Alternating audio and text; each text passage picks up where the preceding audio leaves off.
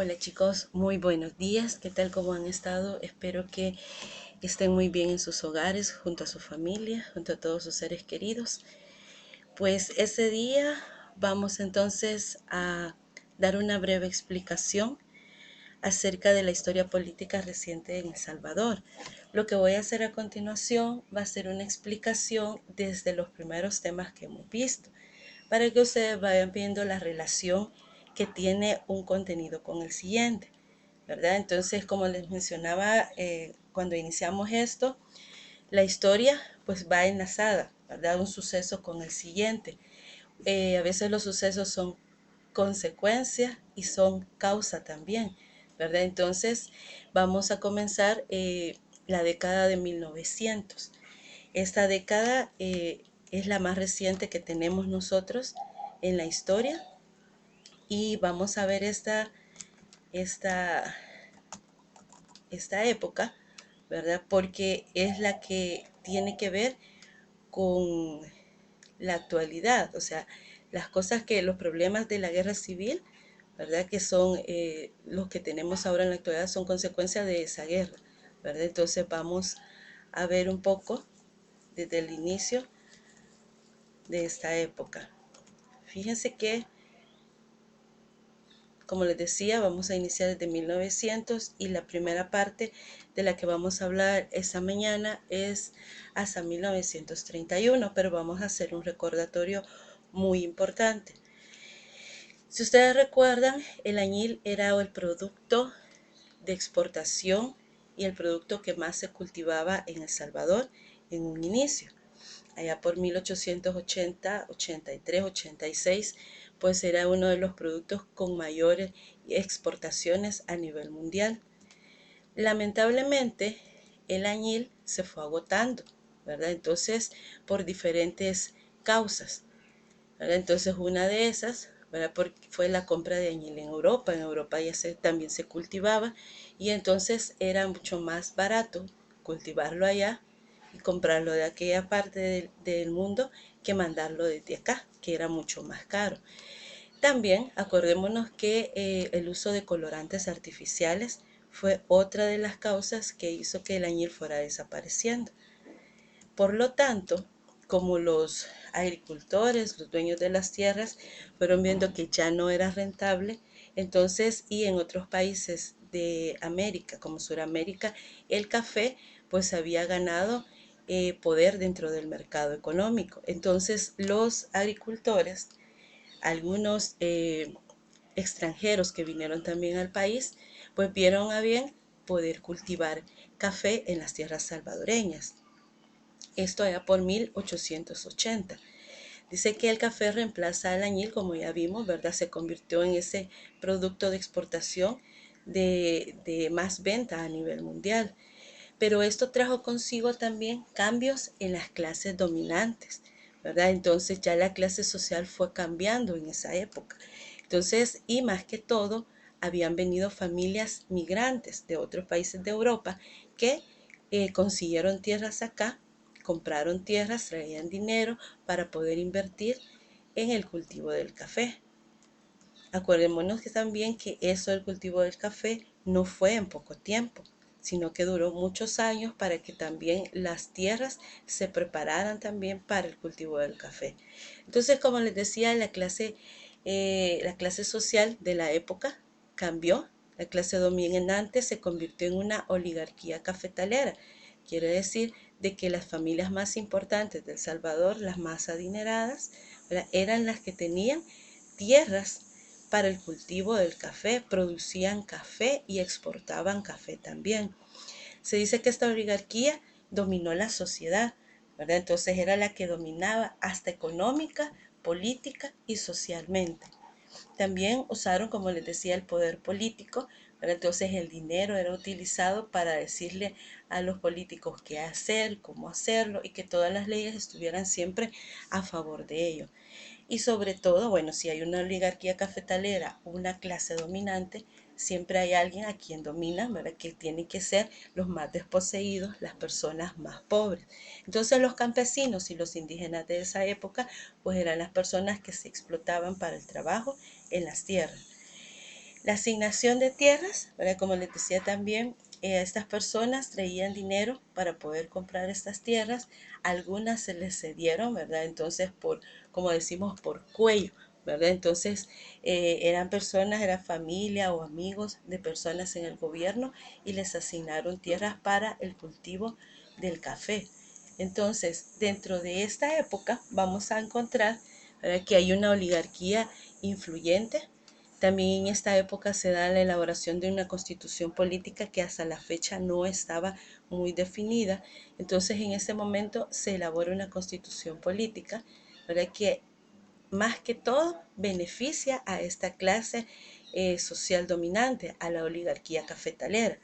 Hay un mejoramiento en las comunicaciones de la época, hay una imposición de presidente, ¿verdad? Que quienes los manejaban y quienes influían mucho era esta oligarquía cafetalera para el beneficio de ellos mismos. Por lo tanto, esa imposición de presidentes daba lugar a que hubiese fraudes electorales. Entonces, porque las personas iban a votar, pero al final de cuentas no era la decisión del pueblo, o sea, no había una democracia, ¿verdad?, dentro de ese ambiente político, sino que las personas decidían que quién iba a gobernar ese país. La profesionalización del ejército en una escuela militar. El ejército en ese momento pues no tenía ninguna educación, ninguna formación, sino que así solamente se reclutaban a las personas y se les daba una arma y hacer lo que les tocaba hacer como fuerza armada. Entonces el ejército pues tuvo en ese momento una escuela militar donde ya fueron siendo capacitados para mejorar pues la formación de cada uno de ellos. En 1883, está dentro de la época del café, la universalización del voto a mayores de 21 años. Y sobre todo en esta época se definen muy bien los tres poderes del Estado. El Ejecutivo, formado por el presidente, el vicepresidente, que gobernaban por 4 años en ese entonces. El Ejecutivo, perdón, el Ejecutivo es el legislativo y el judicial. El legislativo pues estaba formado por los diputados, por 43 diputados en esa época, y el judicial por una corte de justicia que quien era el primer magistrado pues era el presidente de la República. Entonces aquí tenemos como un primer momento dentro de la historia, ¿verdad? Entonces el añil se convierte en un producto que ya no es rentable y entra el café. Pero el café, ¿verdad? Como ustedes se fijan, empieza como a cambiar el panorama social dentro del país. Entonces se ve una oligarquía cafetalera que es la que domina, la que manda dentro del país a todas las clases y obviamente hay una explotación por aquellas personas, los indígenas, por los agricultores de la época, ¿verdad? Entonces se cultivaba y se exportaba enormemente. Ustedes ya saben que el café es considerado el grano de oro porque tuvo una época de esplendor, ¿verdad? Entonces en el país las exportaciones, el dinero que entraba al país era pues bastante y entonces, pero las personas que eran los que trabajaban y cultivaban las tierras no recibían el sueldo, no recibían pues los beneficios que la clase o la oligarquía cafetalera pues recibían. Entonces podemos ver ahí que hay una desigualdad, ¿verdad? Comenzamos ahí por una desigualdad dentro de las clases sociales. Bien, fue pasando ese tiempo, ¿verdad? Del cultivo del café y la situación siempre fue de la misma manera, fue dándose de la misma manera.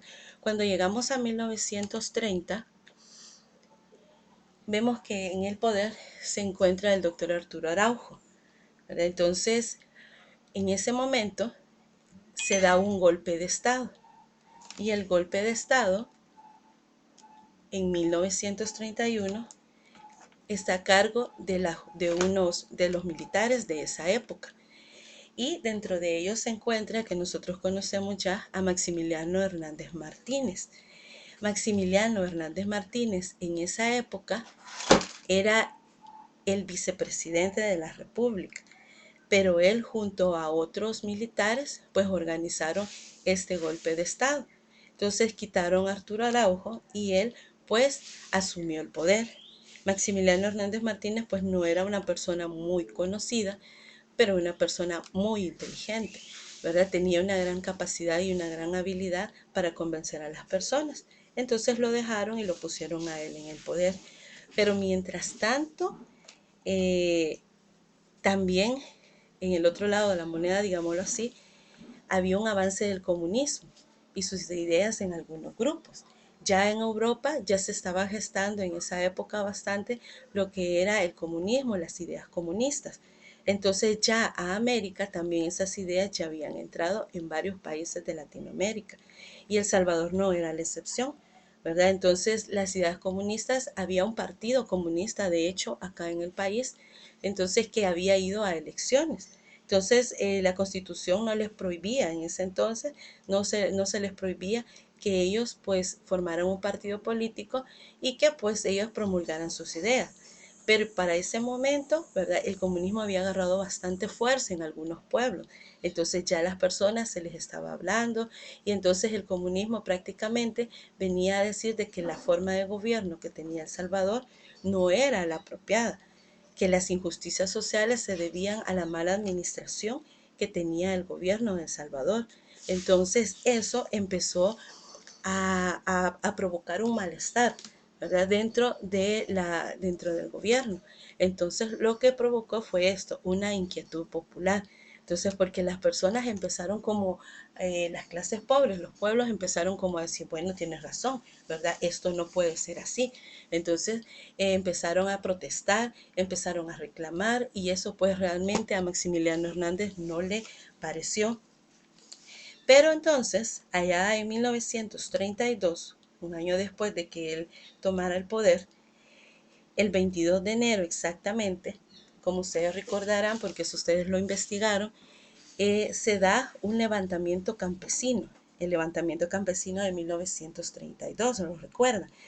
Ese levantamiento campesino estuvo, ¿verdad?, dirigido por indígenas y obviamente campesinos que atacaron los pueblos, los puestos policiales, los cuarteles militares. Entonces esa noche se dice que ellos entraron a todos estos lugares con armas, pero más que todo armas eh, que ellos utilizaban en el campo, ¿verdad? Sus herramientas del campo, palos, no tenían armamento, tal vez algunos sí tenían, pero la mayoría pues iba armados con sus instrumentos de trabajo. Y entonces asaltaron todos estos lugares, se los tomaron, mataron a los que estaban en los altos rangos policiales, en los cuarteles militares, violaron, se metieron en las casas de las familias de la sociedad alta, de la oligarquía, violaron, mataron, y se tomaron todos estos lugares. Entonces, a raíz de todo este desorden, pues Maximiliano despliega dentro de estas zonas, que fue por cierto en la zona occidental, si ustedes recuerdan, en los departamentos de Sonsonate, en algunos pueblos de Sonsonate, despliega pues al ejército, lo envía armado con la orden de acabar con todos los comunistas, ¿verdad? Con todas estas personas que se estaban levantando en armas y que estaban en contra de su gobierno. Entonces, para poder aplacar pues la situación que se estaba dando en estos lugares, pues que era tremenda. Entonces dice que hay una respuesta represiva por el gobierno y se cree que hasta la fecha hay entre 8 a 10 mil personas asesinadas porque ellos entraron con armas y empezaron a disparar. Incluso él dio la orden de que todas aquellas personas que anduvieran vestidos como indígenas, que tuvieran rasgos indígenas o campesinos, pues inmediatamente, sin ninguna justicia ni nada, los asesinaran porque eran considerados pues traidores y comunistas. Entonces, por eso es que se reprime mucho al pueblo indígena y como ustedes recordarán cuando vimos lo de Moral, esa fue una de las causas por las cuales la población indígena terminó, ¿verdad? Y no se, y fue desapareciendo poco a poco, incluso hasta su cultura, porque nadie, todo el que practicara lo que ellos hacían, todos los que anduvieran vestidos como ellos se vestían, entonces eran considerados comunistas y traidores para la patria. Entonces, estas personas tuvieron que quitarse su ropa, disimular, ¿verdad? O esconder todo lo que ellos eran, y eso pues realmente minimizó la parte cultural de los indígenas. Entonces, Eso pasó pues ahí en 1932. También se dio la persecución al Partido Comunista. Y esto pues aquí pues cayeron varias personas que eran los cabecillas de esta insurrección. ¿Por qué? Porque el Partido Comunista, como les decía en un inicio, había participado en las elecciones y había una nómina de todas las personas que participaron en eso o que eran partícipes de ese partido. Entonces ya las tenían fichadas y sabían dónde las iban a encontrar. Entonces vino Maximiliano y mandó la orden de que se matara a todas estas personas. Aquí podemos encontrar líderes campesinos muy importantes en la historia que ustedes han escuchado: Feliciano Ama y a Farabundo Martí, ¿verdad? Entonces ustedes ya han escuchado de ellos. Incluso, bueno, el FMLN de ahí toma parte de su nombre, ¿verdad? Porque para ellos es un líder de las clases bajas de los pueblos, que en esa época pues dio su vida por luchar y por pedir bienestar para todas estas personas. Ahora bien, aquí hay una pregunta. Dice, ¿y los derechos humanos? Como ustedes pueden ver, hijos, en esta época, pues del momento que se mata a alguien, se asesina a alguien, ¿verdad? Y no se le da la oportunidad de defenderse ni de decir, ¿verdad?, qué es lo que pasó, pues ahí hay una violación clara de los derechos humanos. Y en esta época y con las posteriores que vamos a ver, ustedes van a ver que los derechos humanos pues no jugaron un papel importante en esa situación y ya existía, ¿verdad? Entonces vamos a ir viendo poco a poco, pero quiero que tengamos en mente esa pregunta. ¿Y los derechos humanos? ¿Verdad? Bien, continuamos entonces y de ahí venía el otro tema que eran los regímenes militares, que también ustedes hablaron y explicaron cómo fueron estos regímenes militares, ustedes lo leyeron. En esta época, en la revolución de 1948, después de Maximiliano Hernández Martínez, se da una revolución del 48, ¿verdad? Y llega al poder un grupo de militares también que proponen un proyecto reformista. Un proyecto reformista quiere decir un proyecto de varios cambios, ¿vale?, donde hayan cambios que sean de beneficio para la población salvadoreña. Entonces, pero muchos de estos cambios no se dieron, primero porque había una tendencia conflictiva entre los militares. Los militares pues no estaban todos de acuerdo entre ellos, entonces había como un tira y escoge y unos estaban a favor, otros no estaban. Entonces acuérdense que cuando hay una división en algo, pues realmente las cuestiones no funcionan. Acuerdos entre clase pobre y media, partidos políticos, sindicatos y gremios. ¿Qué quiere decir esto? Ahora, que en ese momento uno de los proyectos reformistas era que la clase pobre y la media se iban a poner de acuerdo para proponer soluciones y para poder mejorar las condiciones de vida de la época. Y esa clase pobre y media estaba formada por los partidos políticos, los sindicatos y los gremios. Otra cuestión fue la falta de estructura organizativa, ¿verdad? Entonces los militares no tenían una estructura organizada y todos querían mandar, todos querían decir qué hacer y no tenían algo realmente organizado. La clase alta antepone sus intereses. Obviamente la clase alta no iba a querer ceder, ¿verdad?, de lo que ellos tenían, de lo que ellos eran, sino que siempre querían estar sobre todo, sobre los demás. Obviamente los militares eran incapaces para desarrollar un proyecto reformista, no estaban que formados para eso, no sabían cómo hacerlo, simple y sencillamente tenían la idea de gobernar o de estar ellos en el poder o como decimos, de llevar las riendas del país, pero no sabían realmente cómo hacerlo. Entonces eso fue un problema para toda esta época de todos los regímenes militares y eso fue para todos. El poder económico y agrario en manos de unos pocos, como ya vimos, la oligarquía cafetalera siempre mantenía ese poder, ¿verdad? Entonces las tierras eran para ellos. Hubo triunfos electorales viciados y fraudes electorales, obviamente, ¿verdad? Entonces, al igual que en la época anterior, vamos a ver que los triunfos electorales se iba siempre a elecciones, pero ¿qué sucedía? Que los que estaban, los militares que estaban en el poder, ponían siempre a las personas que ellos querían. Y bueno, se enfocaron más que todo en la represión, O sea, aquellos que no estaban de acuerdo con sus intereses, de acuerdo con sus ideas, su forma de pensar, pues estas personas se les aplicaba la represión, o sea, quiere decir, se les apresaba, no se les hacía justicia, en algunos casos pues eran asesinados. Y todo esto pues desembocó o terminó en, en varias situaciones, en la exclusión de la oposición, ¿verdad? La oposición, como ya les dije, eran las personas que estaban en contra del gobierno, entonces se excluyeron totalmente. Una oposición, esta oposición al final de los 70, cuando llegamos a los 70, imagínense, estamos hablando del 48, 1948, y todo este ambiente dentro de los regímenes militares explota, ¿verdad? En una oposición armada allá por los años 70, que es donde nosotros conocemos que inicia la guerra civil en El Salvador. Los sectores se dividen, hay golpes de Estado, ¿verdad? Continuamente se pone a alguien en el poder y se quita por golpes de Estado también. Asesinatos, obviamente, y estos asesinatos son justificados, ¿verdad? ¿Por qué? Porque eran asesinatos justificados por anticomunismo. Entonces quiere decir que a ellos eh, se les acusaba, ¿verdad? Se les acusaba de ser comunistas y que eso era un crimen ya en ese entonces, porque era estar en contra de las leyes, en contra del pensamiento del Estado o del gobierno. Entramos ya a la otra parte.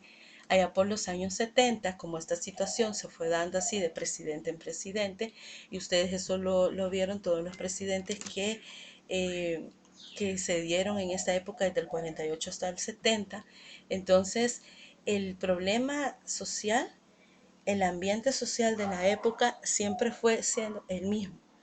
Golpes de Estado, presidentes impuestos, militares dentro del poder, ¿verdad? Entonces, y así como había a mayor represión, había mayor respuesta por parte de la clase opositora. O sea, no era que los oprimían o que los mataban y esa gente se asustaba y desaparecía y ya no había nada. No, ¿verdad? Eso los hacía a ellos hacerse más fuerte a la clase opositora. Y esta clase opositora, pues con el tiempo fue siendo pues el dolor de cabeza dentro de todos estos regímenes. Por lo tanto, llegamos al momento que se impone la influencia de la doctrina de la seguridad nacional.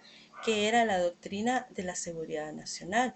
Pues esta tuvo sus orígenes en Estados Unidos. Era una doctrina que el presidente Nixon puso en Estados Unidos también en contra del comunismo en los países de Latinoamérica, donde se les decía en pocas palabras: ustedes pueden matar, ustedes pueden detener el avance del comunismo, ¿verdad? Maten, detengan a quien sea, ¿verdad? Era como un permiso que Estados Unidos pues le concedía prácticamente a los países de Latinoamérica con la condición de que ellos le iban a ayudar, o sea, Estados Unidos le iba a ayudar a estos países para que pudieran combatir el comunismo. ¿Y cómo lo hacían? Pues preparando a los ejércitos, ¿verdad? Los mandaban a gente, a militares de Estados Unidos a preparar al ejército de acá. Entonces, como les decía, esto era una lucha, la doctrina de la seguridad nacional en sí era una lucha contra el comunismo, contra todas esas personas que tenían ideas comunistas que no estaban de acuerdo con las del gobierno. Ahora bien, esto creó una inseguridad económica, política y social dentro del país, obviamente, ¿verdad? Entonces, la economía no había, ¿cómo se llama? Inversionistas, perdón, no habían inversionistas al ver la situación inestable que tenía el país. Política, pues había un tira y encoge dentro del comunismo, de las personas que practicaban el comunismo y el gobierno, y socialmente pues la población no estaba conforme con lo que el gobierno y con lo que estaba sucediendo también. Entró en contradicción con la Constitución esto también, ¿verdad? Entonces, como les decía, ¿verdad? Estados Unidos dio ayuda, perdón, a El Salvador en cuestiones militares para poder frenar al comunismo, ¿verdad? Entonces, de acá, de este momento de la historia, entonces esa opresión, esa represión que se le dio al pueblo, a las clases sociales, a los que estaban reclamando ¿verdad? Justicia, que estaban reclamando mejores condiciones de vida, mejores condiciones de trato a los trabajadores, a las personas del campo, a las personas que trabajaban en la ciudad. Eso era lo que ellos pedían, ¿verdad? Entonces, pero el gobierno todo eso lo veía como que era comunista, eran ideas que estaban en contra de ellos. Entonces, esta doctrina de la seguridad nacional lo que quiso venir a reprimir, apretarlos y decirles, bueno, ustedes o se calman, ¿verdad? O se mueven. Esa era realmente la doctrina de la seguridad nacional en pocas palabras. Entonces, ¿esto qué es lo que hizo? ¿Será que esto calmó a estas clases? Pues no, ¿verdad? Esto pues continuó, se fue haciendo todavía más grande, ¿ya? Y entonces una de las cuestiones fue la militarización del Estado. ¿Qué quiere decir eso? ¿Verdad? Que el Estado intervino de todas las partes, en todas las esferas, a los militares, ¿verdad? Entonces ellos estaban pendientes de todo, ellos estaban en las oficinas del Estado, estaban pues ellos en todo lado. Entonces, al militarizar el Estado, pues entonces se restringen un montón de condiciones, un montón de derechos también a la sociedad. Entonces la sociedad no podía decir nada, no podían organizarse, entonces porque ya eran vistos como comunistas. Y pues a partir de esto empiezan a surgir grupos revolucionarios en esta época y empiezan pues obviamente las protestas sociales. Entonces, como ustedes pueden ver acá, tenemos que allá por 1970, ¿verdad? Exactamente como decíamos, se empieza a armar grupos, a organizarse grupos de tipo social que prácticamente están formados por movimientos sociales. Los movimientos sociales son como los sindicatos.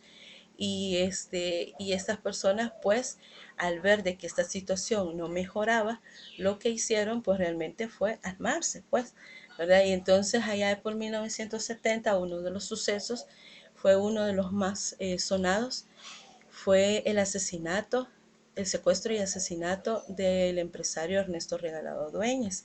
Entonces, en esa época, pues se dice que la guerrilla necesitaba de fondos para comenzar esta situación, esta guerra, y entonces una de esas fue secuestrar personas, ¿verdad?, del quehacer político o económico del país para pedirles rescate a sus familiares y posteriormente en algunas ocasiones sí los liberaron. Pero en este caso, al señor Regalado, pues cuenta la historia que no fue así. Por un accidente, cuenta la guerrilla, un disparo se escapa pues y lo matan a él. El rescate se paga, la familia espera un buen tiempo y pues realmente él nunca apareció, hasta con el tiempo pues se dan cuenta de que él pues fue asesinado. Entonces así hay esta es una de varias historias, más bien dicho, que trae la guerra. Entonces eso es para que ustedes vean cómo va comenzando, cómo estas personas que en ese momento no eran realmente eh, no eran personas capacitadas para la guerra, pero la misma situación, ¿verdad?, que se estaba dando en el país, y aparte que internacionalmente hubo, ¿cómo se llama?, una influencia internacional, ¿verdad? Entonces, ¿qué apoyó esta situación? Ya vamos a ver eso. Allá por 1972 se conforma UNO, es un partido político, Unión Nacional Opositora, y es donde iban a elecciones Francisco Lima y el ingeniero Napoleón Duarte. Entonces, las elecciones hay un supuesto gane a favor de Lima y de Duarte, pero el gane se le dio a los militares. Para ese entonces había una junta revolucionaria, ¿verdad?, que estaba en el poder. Entonces, pero ellos no permitieron que uno que era oposición prácticamente, entonces de las ideas del Estado, del gobierno, entonces lo que hizo fue darle el poder y el triunfo a Arturo Molina. Y Duarte pues fue considerado una persona que estaba en contra del Estado. Y entonces fue exiliado, fue sacado del país. Allá por 1977 de nuevo vuelven a elecciones y lo mismo sucede, ¿verdad? Se supone que había un gane por el partido 1 con Ernesto Claramont, pero imponen de nuevo a otro militar que es el general Carlos Humberto Romero. Entonces, a raíz de todo esto, surgen estos grupos, ¿verdad? De ver las injusticias, de ver las violaciones a los derechos humanos y que nadie hace nada en esa época. Entonces se empiezan a formar organizaciones, como les decía, aquí podemos ver, tenemos algunas asociaciones, ARDES, FUR30, RP, FAPO, LP28, MER, UR, MLP, FAR, apoyados por sindicatos, la iglesia, los centros educativos y universidades.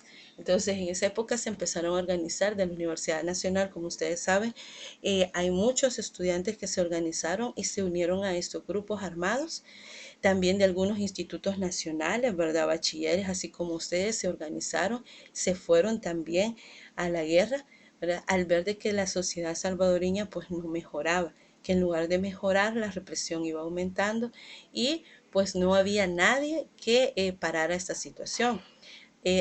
Paralelamente a esto, también en los otros países de Centroamérica, como Nicaragua, también se estaban dando movimientos de este tipo, en Sudamérica, en Chile, en Brasil también se estaban dando este tipo de movimientos. Entonces, al llegar este momento, pues el gobierno no encuentra cómo parar esta situación. Y muy así como aparte, clandestinamente, digámoslo así también, se forman los llamados grupos paramilitares que tenemos acá. Y los grupos paramilitares, perdón, realmente lo que hacían era aplicar justicia, pero una justicia que no era aprobada, ¿verdad? Quiere decir que eran violentados todavía aún más los derechos humanos. Estos grupos se dieron a la tarea de eliminar a todas las personas que estaban en contra del gobierno, en contra de los militares. Entonces, todas estas organizaciones que se formaron de estudiantes y todas, pues fueron perseguidos en esta época, ¿verdad? Entonces, por estos grupos paramilitares que a escondidas hacían y deshacían a su antojo, ¿verdad? Y el gobierno pues sabía de esos grupos que existían, pero como ellos no podían hacerlo por la vía legal, entonces permitieron hasta cierto punto que estos grupos pues se formaran e hicieran lo que ellos querían. Entonces, entre esos grupos están los famosos escuadrones de la muerte, UGB, ESA, Falange, OLC, entre otros grupos. Los escuadrones de la muerte, pues es un grupo que en el informe de la Comisión de la Verdad, después de los acuerdos de paz, es mencionado por todos los desastres que hicieron, por todas las violaciones a los derechos humanos. Dentro de ese informe se dice que el cabecilla principal de los escuadrones de la muerte era el mayor Roberto Dawinson, que también es acusado por la muerte de Monseñor Romero, por haber ordenado la muerte de Monseñor Romero, y pues es el papá de ahora del alcalde de Santa Tecla. Entonces, este señor es acusado, ¿verdad?, de pertenecer, de formar, de financiar a los escuadrones de la muerte. Eso está dentro del informe de paz que se hizo al finalizar el conflicto armado en Salvador. Entonces, como pueden ver, esto todito trae una cadenita hasta acá, ¿verdad? Vamos ya en el momento donde empieza a surgir estas protestas sociales y que pasan de ser protestas, ¿verdad? De salir a la calle, de protestar, de hacer comunicados, pasa a la parte armada, ¿verdad? Esas personas vieron que así no funcionó nada, entonces se comenzaron a organizar y a armarse, ¿verdad? Entonces a conseguir armas y ya vamos a ver esa situación, cómo es que se fue dando. Bueno, llegamos a la época de 1979 y pues ya el conflicto ya se venía, pues ya tenía 9 años, ¿verdad? De estarse dando esta situación. Y en el 1979 es derrocado al presidente Humberto Romero, perdón, Oscar Romero, y por un grupo de militares jóvenes que fueron asesorados por profesores de la UCA, ¿verdad? Entonces, esas personas eran militares, pero eran personas que tenían conocimiento de la situación y fueron muy bien asesorados para dar este golpe de Estado. Este grupo, ¿verdad?, creó una junta revolucionaria de gobierno. Esta junta prometió pues la repartición de las riquezas de una manera justa el fin de la represión, ¿verdad? De lo que se estaba dando, el fin de la impunidad militar, o sea que los militares que estaban participando en estas situaciones y no se les iba a aplicar la justicia también, y la creación de un clima propicio para las elecciones. Entonces que se iban a hacer elecciones democráticas y libres para ese momento. Pero a pesar de todo esto, de todas las promesas y de todo lo que se estaba dando y tratando de hacer, pues se esperaba que los grupos armados bajaran y que dejaran la situación que se estaba dando. Y no fue así. Paradójicamente, esto fue aumentando todavía, ¿verdad? Entonces, ¿por qué? Porque estos grupos armados ya no creían en las palabras de ellos, ya no creían que la situación iba a cambiar más que de esa manera, ¿verdad? Entonces se da el golpe de Estado al coronel Oscar Romero, vuelvo a repetir, se crea una junta revolucionaria que trata de solucionar esta situación, pero realmente no se da. El conflicto estalla, ¿verdad? Esta es la época en que más estalla el conflicto armado. El ejército tiene que mandar pues a sus militares a la guerra. Es una guerra ver, que se da en algunos de los pueblos, en los cantones de El Salvador. Y esta guerra pues realmente fue en esa época apoyada, como les decía, por diferentes situaciones. Hubo causas internas y externas dentro de esta situación. Entre las internas, o sea, de las cosas que pasaban dentro del país, pues ya vimos todo, cómo se vino gestando esto y cómo terminó explotando al final de tanto eh, por la crisis política que había. Había un deterioro de los canales e instrumentos de negociación del Estado, o sea, ya no se podía negociar con el Estado, ¿verdad? Ellos se habían cerrado totalmente. Un crecimiento de los movimientos populares, fraudes electorales desde el 77, más fuertes todavía, que incluso estos fraudes al extremo de que se perdían las cajas de papeletas. Hubo un fraude electoral donde la luz se fue, ¿verdad? En el conteo, extrañamente en el conteo, y desaparecieron las papeletas. Con los días las encontraron en un basurero, o sea, era descarado, ¿verdad? Los fraudes electorales para esa época. La persecución comenzó contra la iglesia, ¿verdad? Entonces el confrontamiento entre el Estado y amplios sectores de la población, ¿verdad? Entonces ya el Estado tenía confrontaciones con varios sectores, ¿verdad? Entonces ya los sectores protestaban por todo, salud, educación y todo, pues también en ese momento empezaron también a protestar porque no estaban en las condiciones que se requerían. El asesinato de Monseñor Romero también en esta época fue uno de los sucesos más impactantes a nivel internacional y obviamente nacional. La intensificación del terrorismo de Estado, ¿verdad? Entonces el Estado pues ya perseguía a diestra y siniestra a todas las personas y todos eran sospechosos prácticamente, ¿verdad? La renuncia de los elementos democráticos de la Junta Revolucionaria del Gobierno, ¿verdad? Entonces ellos al ver que no se podía, pues realmente lo que hicieron fue renunciar y entonces se va a elecciones, ¿verdad? En esas elecciones ya se escoge a un presidente supuestamente democráticamente también. Bien, las otras son las causas externas, que estas son muy importantes también, porque como les decía, cómo la guerrilla o cómo estos grupos que se fueron organizando de la sociedad fueron adquiriendo armamento. Bueno, vamos a ver. Primero tenemos que en Europa se estaba dando la Guerra Fría, que era un enfrentamiento no de tipo armamentista, ¿verdad? Como ustedes saben, entre Estados Unidos y la Unión Soviética, sino que era una cuestión de ideología, ¿verdad? Ellos se peleaban para ver quién tenía más poder o quién podía hacer muchas más cosas, ¿verdad? Entonces estuvieron a punto en muchas ocasiones en llegar al enfrentamiento. Entonces, como pueden ver ustedes en esta imagen es bastante representativa, ¿verdad? Entonces ellos, sus ideas, sus formas, todo lo que hacían, avances en medicina, avances en viajes al espacio, uno lo hacía, el otro también lo volvía a imitar para ver quién lo hacía mucho mejor, pero detrás de todo eso estaba pues que ya explotaba una guerra armamentista. Entonces eso fue una causa externa también que motivó a los países de Latinoamérica a que se dieran también conflictos dentro de sus países. La lucha antidictatorial en Nicaragua, ¿verdad? Como les decía, en Nicaragua también había un conflicto armado.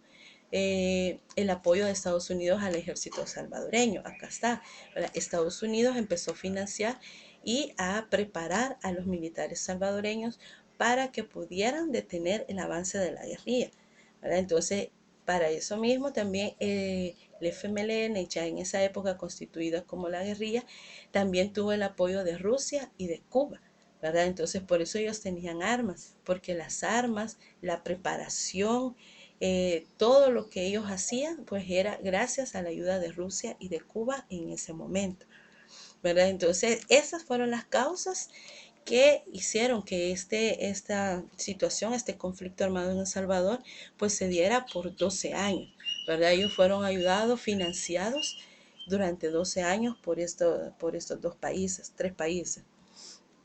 Pero llega un momento en que la Guerra Fría termina, ¿verdad? Entonces se termina la Guerra Fría, en Alemania cae el muro de Berlín y entonces quiere decir de que ya la Unión Soviética no iba a financiar, ¿verdad? Porque la misma Guerra Fría entre Estados Unidos y Rusia o la Unión Soviética en esa época, los había desgastado estos dos países económicamente.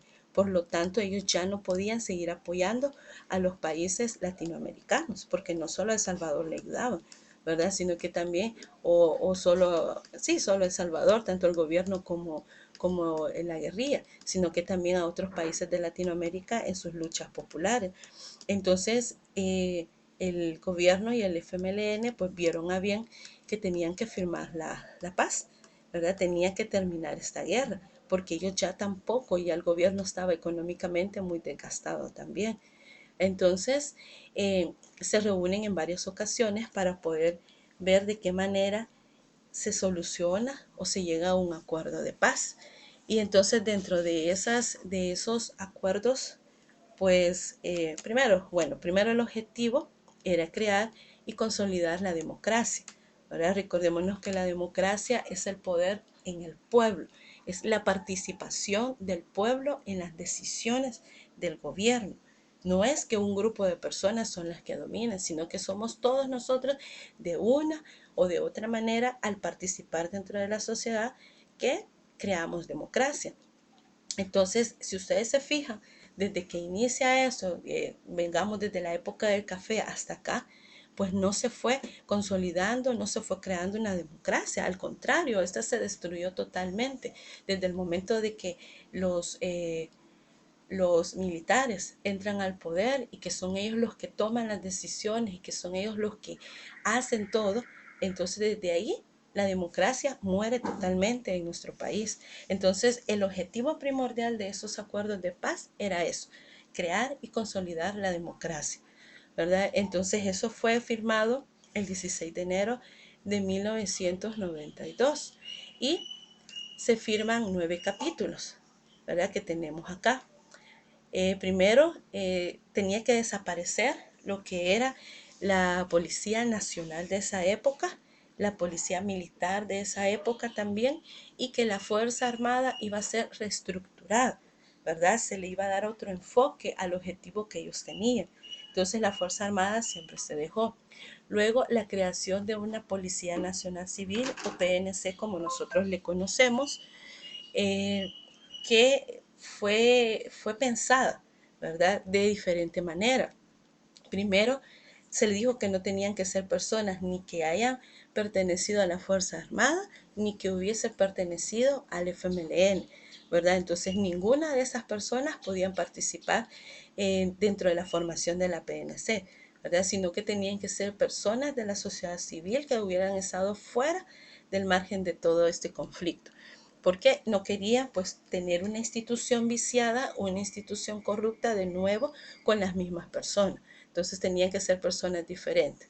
Ahora un sistema judicial, ¿verdad? Que sí hiciese cumplir las leyes, un sistema electoral, ¿verdad? Este sistema electoral, pues tenemos al Tribunal Supremo Electoral, ¿verdad? Que es un tribunal que está formado por representaciones de los partidos políticos, ¿verdad? Y en aquella época, bueno, en la época antes del conflicto, existía el Consejo Central de Elecciones y el Consejo Central de Elecciones estaba formado por el mismo gobierno. Entonces, por eso ellos hacían y deshacían también. Entonces, con la firma de los acuerdos, se toma eso, ese capítulo donde dice que debe haber un nuevo sistema electoral. También se trataba el tema económico-social, ¿verdad? Cómo se iba a reestructurar, cómo se iba a volver a construir esta sociedad económicamente hablando. La participación política del FMLN fue otro de los acuerdos, ¿verdad? Donde se pasaba de ser la guerrilla a pasar a un partido político como lo conocemos ahora. El cese del enfrentamiento armado, ¿verdad? Eso fue quizás la primera de las condiciones, ¿verdad? Ninguno de los dos bandos pues iba a volver a atacar, se iba a volver a dar esa situación, y para eso se le pidió al FMLN que pusiera sus armas, ¿verdad? Que tenía que dejar sus armas y que estas armas pues se iban a destruir. Hubo una destrucción masiva de armamento, ¿verdad? Y que el FMLN pues entregó.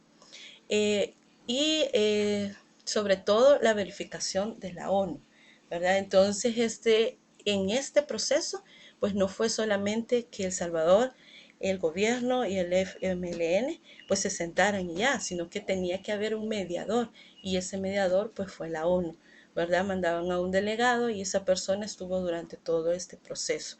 Y un último, pues que no aparece ahí, pues el cumplimiento de un como especie de organigrama, ¿verdad? De cuándo se iban a ir cumpliendo todos estos 9 capítulos. No era solo firmarlos y que vea cómo se van haciendo, sino que tenía que llevar un tiempo prudencial para poderlo, para poder, ¿cómo se llama?, poderse cumplir, ¿verdad? Entonces, a raíz de estos nuevos capítulos, se da la creación de estas instituciones, ¿verdad? Que son de suma importancia. Entonces, son prácticamente en la actualidad nuevas, ¿verdad? Porque están en un nuevo capítulo de nuestra historia, y está la Procuraduría para la Defensa de los Derechos Humanos, ¿verdad? Que vela por los derechos humanos de las personas, COPAS, ¿verdad? Que se encargó de verificar los procesos de paz, de la entrega de armamento, de la desmovilización del FMLN, la incorporación a la sociedad civil, la PNC, ¿verdad? Como institución que cuida y protege a la sociedad, la Academia Nacional de Seguridad Pública, ¿verdad? Que es la formadora de los agentes de la PNC, ¿verdad? Estas dos están pues íntimamente vinculadas, el CNR, el TSE, que es el Tribunal Supremo Electoral, y el Foro de Concentración Económico y Social, el Consejo Nacional de la Judicatura. El Consejo Nacional de la Judicatura pues es el encargado de elegir a los magistrados, ¿verdad? De formar y elegir a los magistrados, ¿verdad? Que se encuentran pues administrando la justicia en nuestro país. Ahora, a partir de los acuerdos de paz, hijos, se da el desafío de la solución efectiva de los problemas sociales y ambientales para un desarrollo sostenible. Entonces, lo que yo les decía aquí arriba, ¿cómo hacer que desde ese entonces el país fuera avanzando? ¿Verdad? Entonces, crear objetivos, crear metas de cómo el país iba a ir mejorando económicamente, iba a tener todo lo que se había destruido, toda la pobreza en la que se estaba cayendo por el problema eh, de la guerra, cómo se iba a ir esto solucionando. Entonces ese es un desafío que hasta la fecha nosotros tenemos todavía, ¿verdad? No hemos llegado, por eso decimos que no hemos llegado a una paz total. Sí se firmó un papel, pero la creación de una nueva sociedad, ¿verdad? La creación de un nuevo país, la reconstrucción de todo esto, pues ha costado con el tiempo, ¿verdad? Han pasado 26, 27 años, 26 años de la firma de los acuerdos de paz, ¿verdad? Y pues ha sido lento el proceso, pero poco a poco hemos ido mejorando. Hemos caído de partidos políticos a otros, ¿verdad? Pero la parte de la democracia, de la toma de decisión, de elecciones y todo eso, pues se ha hecho de una manera mucho mejor, si ustedes se fijan, a como se hizo en años atrás. Como causa, como consecuencia, pues de esta situación, tenemos ahora en la actualidad la pobreza y la violencia, ¿verdad? Que son pues nuestras consecuencias de todo lo que se pasó, ¿verdad? De todo lo que la sociedad civil hizo, de toda la sociedad, del gobierno, de todo lo que fue pasando durante todos esos años, pues la pobreza y la violencia, pues son las consecuencias que tenemos ahora que ver cómo se soluciona. Ahora ya no tenemos tal vez una guerra de armas, pero sí es una guerra social mucho más fuerte, ¿verdad? Entonces, que venimos cargando desde años y que los gobiernos pues han tratado de ir solucionando. De alguna manera nosotros dentro de lo que hablamos de la democracia, somos una pieza importante para ir mejorando todas estas situaciones y pues que sirva todo lo que hemos pasado no solamente como una clase de sociales, como una clase que tienen que verla y que tienen que saberla, sino que sea pues realmente para que nosotros pensemos y meditemos y digamos, bueno, nosotros podemos ser constructores también de esta vida, de esta democracia, de este país. Yo vivo en este país y por lo tanto yo puedo también opinar. Yo puedo aportar también desde donde estoy, desde mis limitaciones, también yo puedo aportar. ¿Verdad? Más adelante vamos a ver todos los mecanismos de participación que nosotros tenemos como salvadoreños y que muchas veces no sabemos que los tenemos.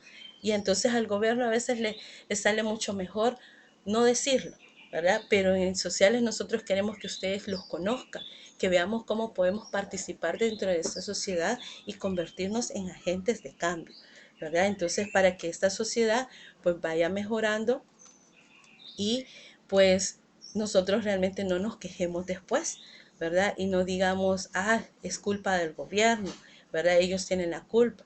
Entonces, ¿qué hicimos nosotros para cambiar eso? ¿Verdad? En esa época, pues realmente veamos qué hizo esa gente, ¿verdad? No fue la mejor manera, porque no fue la mejor manera de irse a la guerra, no era la solución, ¿verdad? Entonces, ellos se fueron a la guerra porque no hubo un mecanismo de diálogo dentro de ellos, pero ahora sí los tenemos, ¿verdad? Entonces es cuando nosotros pues debemos de, de participar y tenemos pues esos mecanismos para que nosotros podamos pues apoyarnos y apoyarlos a ellos y pues tratar de que El Salvador sea pues mucho mejor para todos. Eso sería todo por esta vez. Un saludo para todos ustedes, que Dios los bendiga, cuídense mucho.